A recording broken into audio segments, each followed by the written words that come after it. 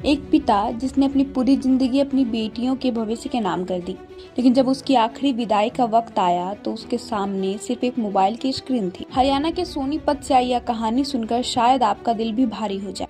मुंबई के कभी बड़े कपड़ा व्यापारी रहे 74 वर्षीय शिवचरण रामरत्न गुप्ता का निधन सोनीपत के एक वृद्धाश्रम में हो गया।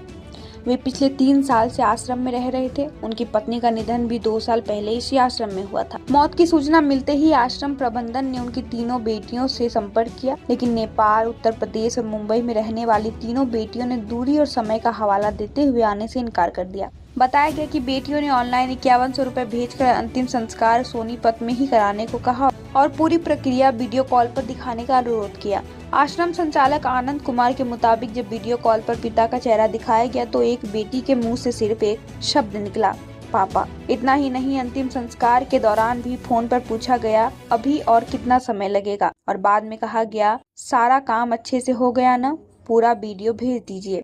शिवचरण की कहानी सिर्फ अकेलेपन की नहीं बल्कि त्याग की भी है। कभी मुंबई के बड़े कपड़ा व्यापारियों में गिने जाने वाले शिवचरण ने अपनी तीनों बेटियों की पढ़ाई और शादी पर अपनी पूरी कमाई लगा दी, लेकिन कारोबार में भारी नुकसान के बाद उन्हें पत्नी के साथ वृद्धाश्रम का सहारा लेना पड़ा। पत्नी के निधन के बाद वे पूरी तरह अकेले हो गए। बावजूद इसके उन्होंने जीते जी अपनी आंखें दान करने का संकल्प लिया था। निधन के बाद उनकी आंखों से 2 जरूरतमंद लोगों की जिंदगी में रोशनी पहुंची। जब अस्थियां ले जाने की बात हुई तो परिवार की ओर से आने को लेकर भी कोई स्पष्ट सहमति नहीं मिली। अब आश्रम संचालक ने बताया कि संस्था ही पूरे धार्मिक रीति रिवाज के साथ उनकी अस्थियां गंगा में विसर्जन करेगी।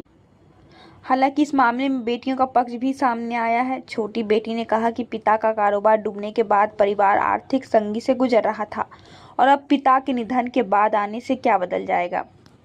यह घटना सिर्फ एक परिवार की कहानी नहीं बल्कि एक ऐसा सवाल छोड़ जाती है इसका जवाब पूरे समाज को मिलकर तलाशना होगा। क्या आधुनिक जिंदगी की भागदौड़ में रिश्तों की गर्माहट कहीं पीछे छूटती जा रही है?